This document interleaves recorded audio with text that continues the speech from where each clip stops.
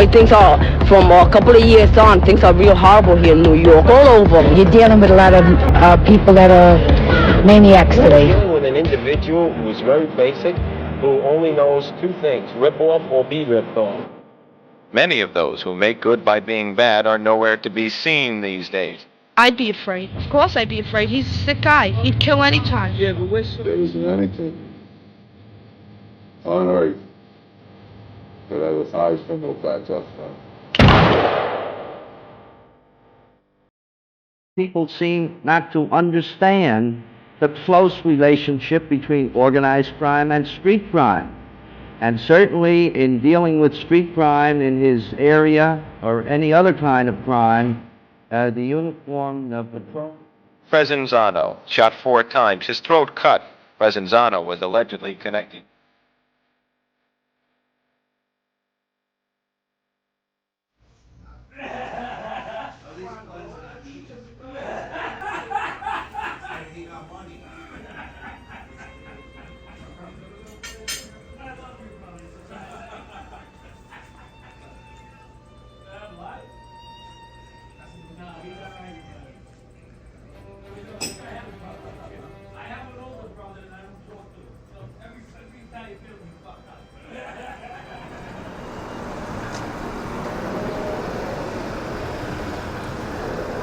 All right, everybody.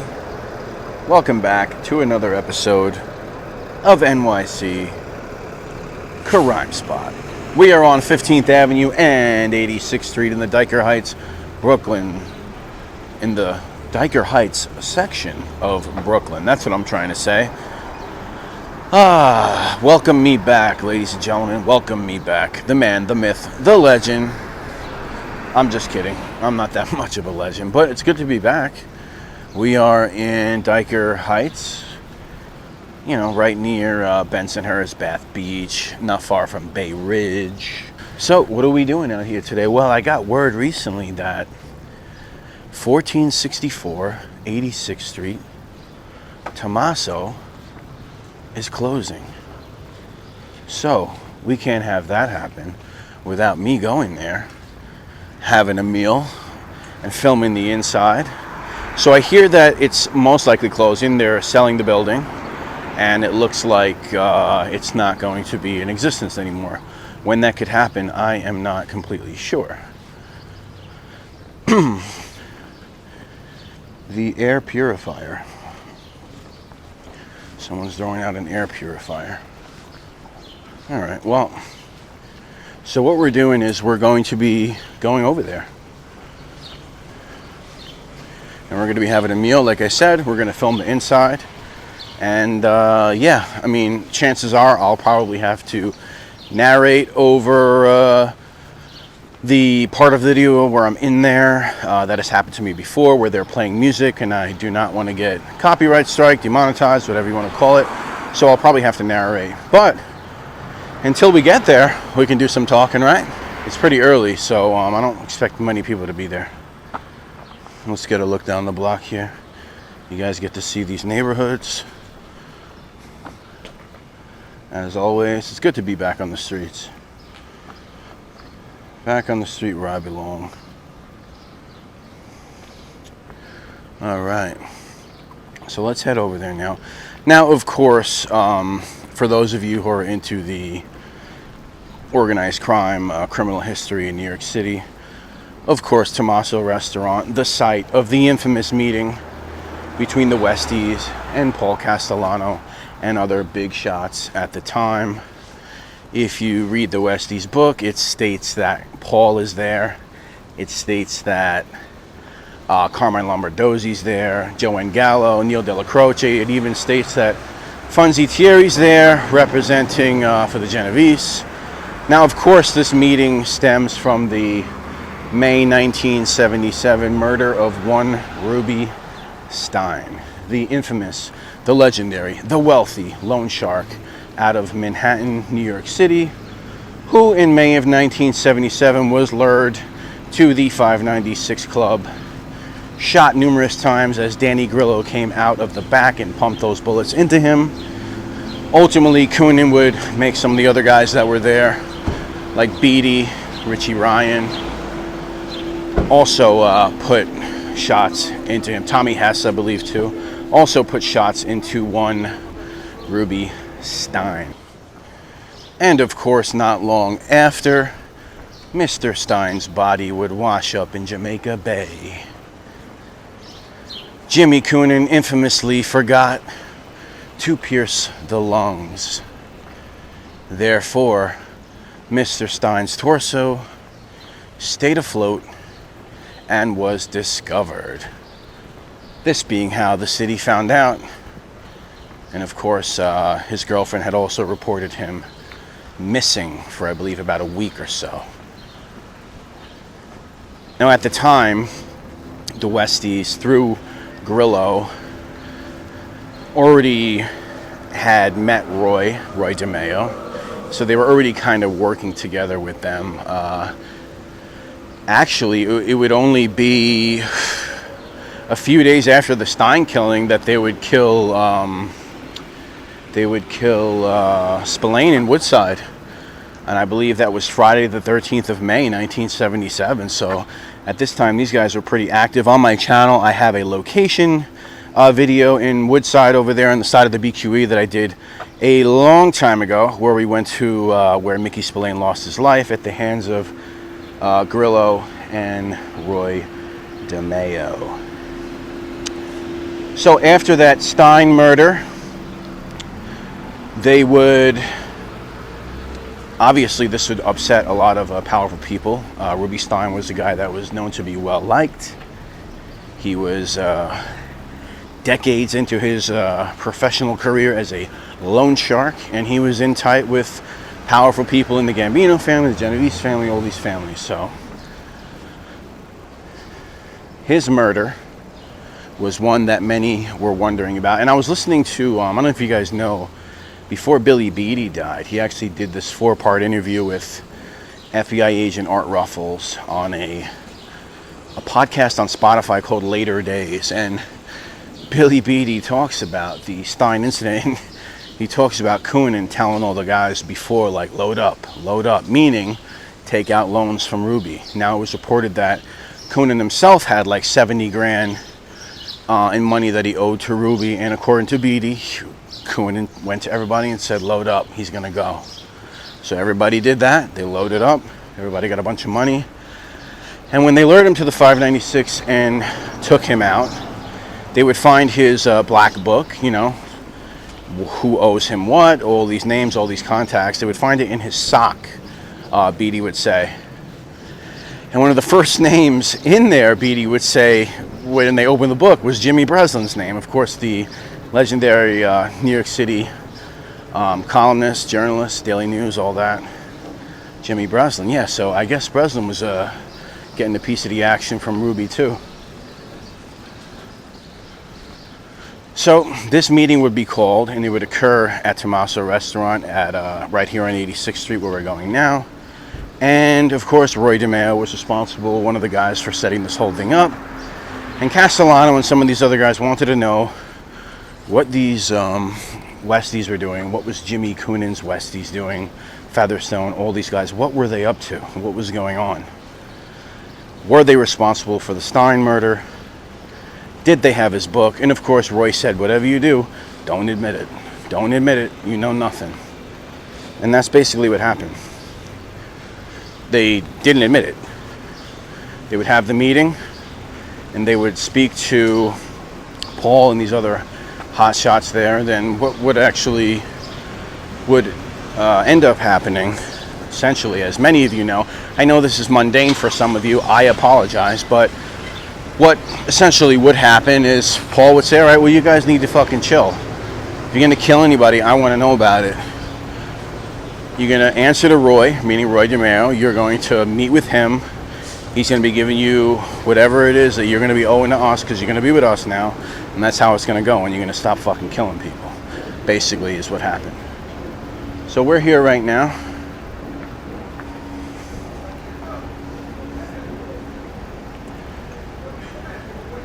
As you can see up there, for sale, 2 mixed-use building, restaurant, Tomaso.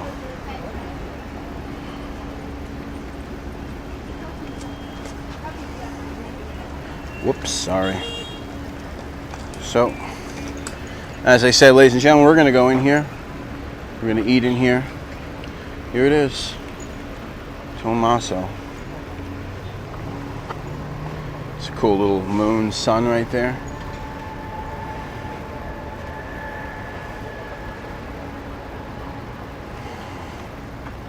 All right. Here we are. Now, as many of you also know, right next door over here at 1468 86th Street, former location of the Veterans and Friends Social Club. Of course, the Gambino Social Club. Jimmy Brown Failure, his social club, Veterans and Friends, was actually right here where this guy is on the phone. So, obviously, this became a popular restaurant for these guys right here to visit. I'm going to go across the street and I want to talk more about the restaurant. So let's go across the street.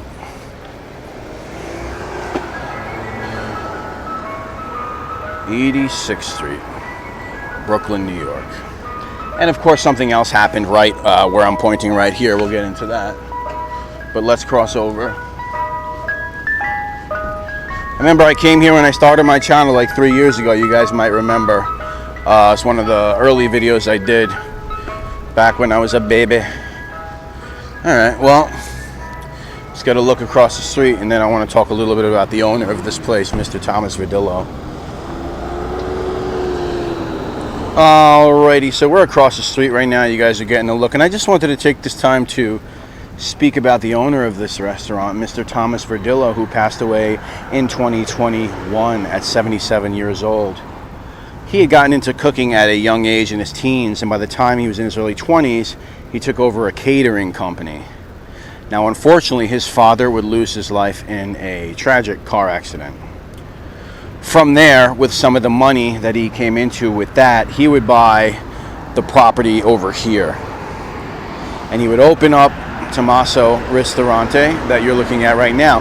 Now, he would say not long after, right next door, what do you know, the Gambinos would open up Veterans and Friends right next door. And of course, this helped him. Mr. Verdillo would become very good friends with Paul Castellano. He would say that he looked at Paul Castellano as like a brother. He would further say that he would actually cater parties, events, things at Paul Castellano's home over on Todd Hill. So these two are very close. I'm told that there is a photo of Castellano in there, which I'm sure we'll be able to see. So these two were very close, and it was also said that Thomas Verdillo, after acquiring the property, actually before moving to Staten Island, he himself lived upstairs on top there in an apartment. So that is some of the history of Tomaso here. I guess you could say Mr. Verdillo, what is the term, stepped in shit? You open up a nice Italian restaurant, good reputation, and what do you know? Here comes a social club next door.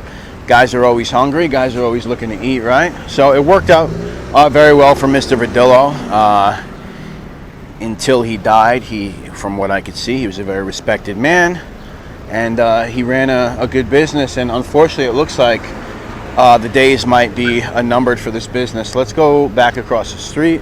Actually, there was a nice Chevelle SS that I want to show you guys. That's right here. A nice, beautiful red Chevelle SS. Fucking awesome. What can I say? Nothing better than American muscle, baby. So we'll go back across the street. We'll talk a little bit more. We'll get a view from this side, from across the street again. We'll talk about another event that transpired over here, an event that happened in April of '86. All right, so we are back across the street, right in front of Tomaso. And while we're here, we might as well mention that on April 13th, 1986, you see where this AutoZone is in this parking lot? Well, this used to be a Buick dealership. And it would be right here that on April 13th, '86, that Gambino underboss Frankie DeChico would be blown up inside his car. Right over here. And I did a video on this 3 years ago already. I think that video is private on my channel at the moment, but just so you guys know, this is the spot where Frankie DeChico would get blown up. And then 2 blocks down that way, we're literally right there on the next corner after this one, is the golf course, and that's where the Lucchese 19th hole was, right on that corner. Christie Tick, of course. Gas pipe takes it over. That's where it is, right down there. And yeah, so this bomb would be detonated right over here, right across the street from the social club. Another interesting thing about the Veterans of Friends Social Club is that it didn't do these guys any favors. As some of you might know, it didn't do these guys any favors. You know, a lot of these guys, including Nino Gadget, like Nino Gadget, for example, they didn't even really know what he looked like for the most part. They heard of him. He hadn't been arrested a shit ton of times at that point. So some of these guys openly say, like, you know, it wasn't until, you know, they actually opened this place that they started seeing a lot of these guys instead of Nino, and kind of putting a face to some of these names. Of course, guys like Detective Kenny McCabe, Detective Frank Pergola, Detective Joe Coffey, of course. And then, of course, at one point, the FBI would get involved, like Detective Art Ruffles, Detective Anthony Nelson. You know, this was like a beautiful spot for them to hang out in their car and watch all these guys. It was like a fucking gift. Like Castellano, like basically gave them a gift. So we can go on and on about the history of this place. Today we're going to visit Tommaso Ristorante, formerly owned by one Thomas Verdillo, and it seems as if this place is not long for Brooklyn. So I'm glad to say that I'm here to visit it. I'm going to bring you guys inside. We're going to try to get into that back room where that infamous Westies meeting happened. We're going to try to get in there. So let's go inside and see what is cracking.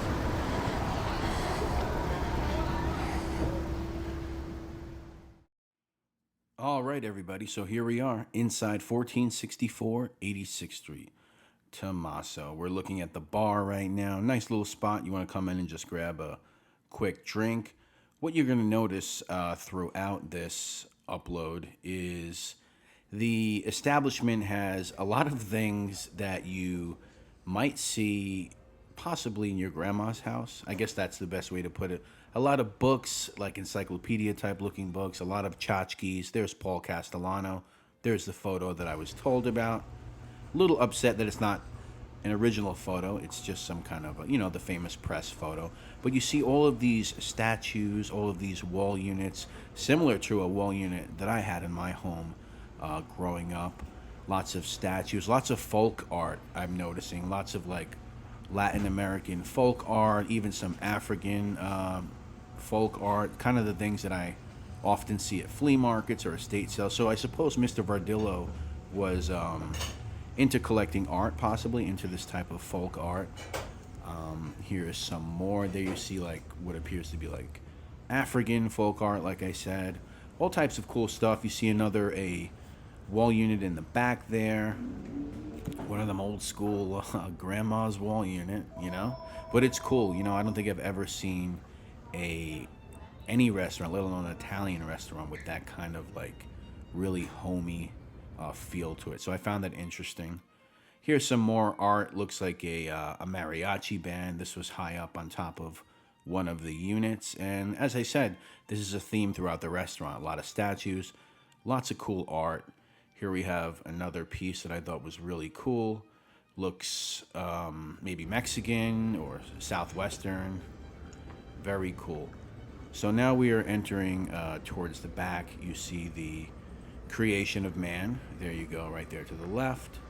And Mr. Verdillo, his framed photo here. We have some wine. Of course, a piano.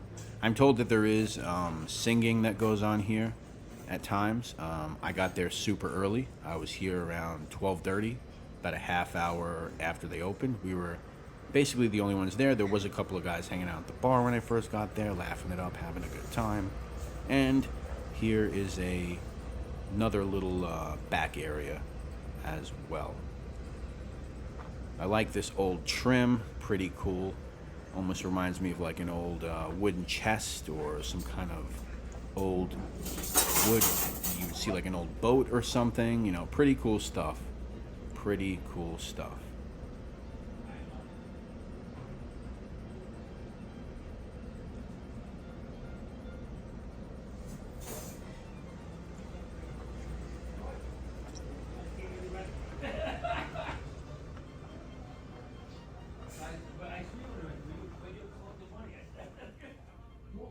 So now it was time to have a seat. This is the view from my seat. I chose a cozy little nook in the corner.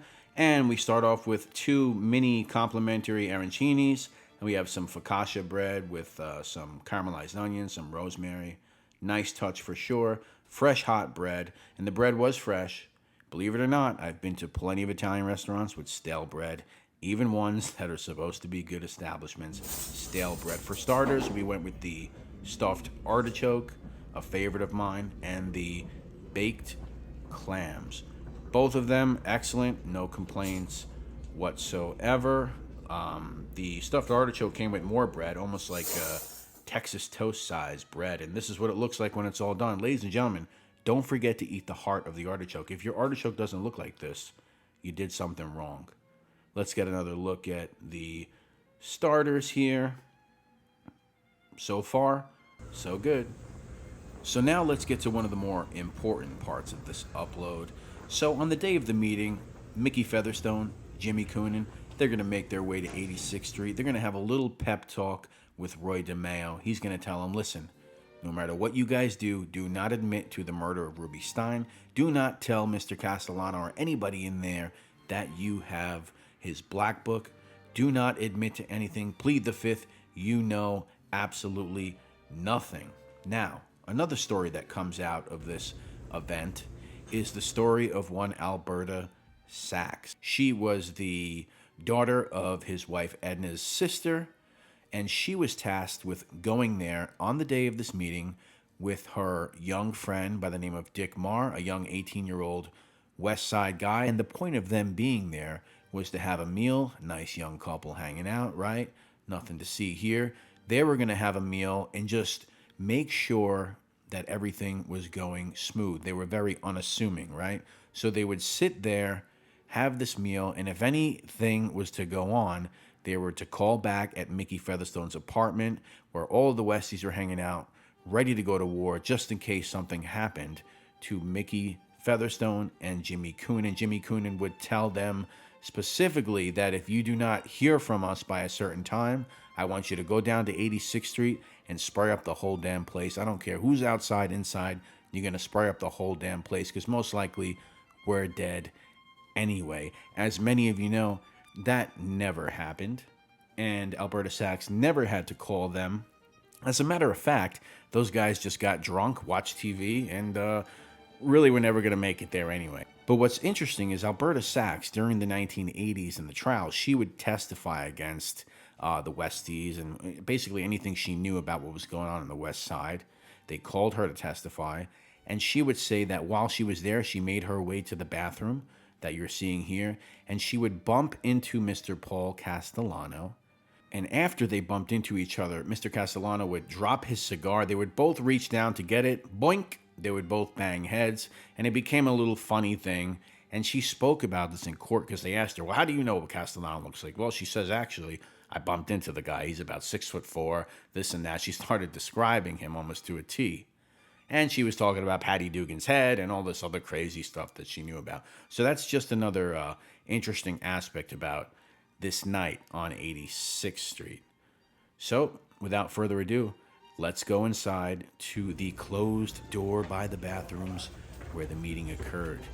Here we are, ladies and gentlemen. Well, what do you know? More tchotchkes, right? We're going to see more wall units in here, as you see to the right. More statues, more interesting things that have been collected over the years. This room directly connects to a kitchen. It's, I suppose, like a party room. You rent it out. You can have an event in here. And at one time, a meeting space for Paul Castellano. If you wanted to have dinner and meet with these guys, this would be the room. And this is the room that once sat Mickey Featherstone, Jimmy Coonan, Paul Castellano, Funzi Thierry, and all these other guys who came there to find out what the hell is going on the west side of Manhattan with these crazy Irish guys. So this is where the meeting would take place. Paul Castellano, I mean, they would essentially plead the fifth. We don't know about it. I mean, yeah, we borrowed money from Ruby, but we didn't kill him. We don't have his book. We don't know nothing about it. In the end, Castellano would make it known, okay, well, listen, you know, as you guys know, you're gonna be with us. Stop the killing, stop all the wild antics, and the alliance was made. That all happened right inside this room. Now you see some more art here.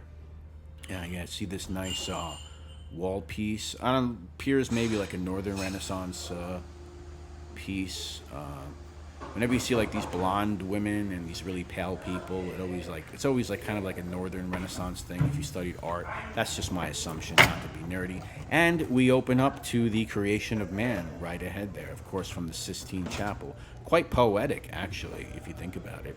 And here's the bathrooms once more. So that was it, guys. That was the room in which this meeting took place. You see more art on the wall, nice wood trim. And to the left here, there is a photo. I'm not sure of who these people are. Perhaps Mr. Verdillo's parents or grandparents. Pretty cool photo. I love, old photos like this. Very cool, historical. So let's back out. So here we are at the very end of our meal. We decided to share an entree. I don't usually eat this early, so I was trying to keep it a little light. We had the Sunday dinner special, the rigatoni with the meatballs, the sausage. It had some pork, pieces of pork rib in it, red sauce. Overall, can't complain. I highly suggest anybody, listen, this place might close soon. It's a historical location. It's a Brooklyn establishment. It's in a neighborhood that is, changing every day. It's changing at a fast pace, and this place is kind of left behind as everything around is changing, and unfortunately it looks like the place is not going to be long for Brooklyn, as I mentioned before. And I spoke to the gentleman inside, and he says that there's already some offers coming in. So once again, ladies and gentlemen, I had a great time here. It was an honor to come into this place to film, to eat the food, and to soak up the atmosphere, and really just, visit it, because I'm probably not going to visit it again. It was my first time, and I hope everybody enjoyed it. We'll look at some more scenes of the restaurant as we head out now, and I really hope everybody enjoyed this upload. I hope you got something out of it. I'm glad to be back here on YouTube. Hopefully I'm hitting you guys with a banger. Hopefully you guys like this one, and thank you everybody for your continued support. And I ain't gonna say it again, guys. Get over to Tomaso, and who knows how long that place is gonna be there. It's a piece of New York City, and it's a piece that every New Yorker should experience. Go there, get a nice meal. If you don't want to deal with the crowds, go there nice and early, maybe around 12:31. I believe they open at 12 every day. So get yourself an early lunch, soak up the vibes, check out the history, check out Big Paulie when you walk in on the shelf there. Everybody, thank you so much for watching. You guys have a beautiful week. Keep on watching NYC Crime Spot. Like, subscribe, you know what to do. Peace, everybody. The way things are, from a couple of years on, things are real horrible here in New York, all over. You're dealing with a lot of people that are maniacs We're today. dealing with an individual who's very basic, who only knows two things: rip off or be ripped off. Many of those who make good by being bad are nowhere to be seen these days. I'd be afraid. Of course I'd be afraid. He's a sick guy. He'd kill anytime. There isn't anything on earth that I was hide from or patch up from. People seem not to understand the close relationship between organized crime and street crime. And certainly in dealing with street crime in his area or any other kind of crime, the uniform of the Presenzano, shot 4 times, his throat cut. Presenzano was allegedly connected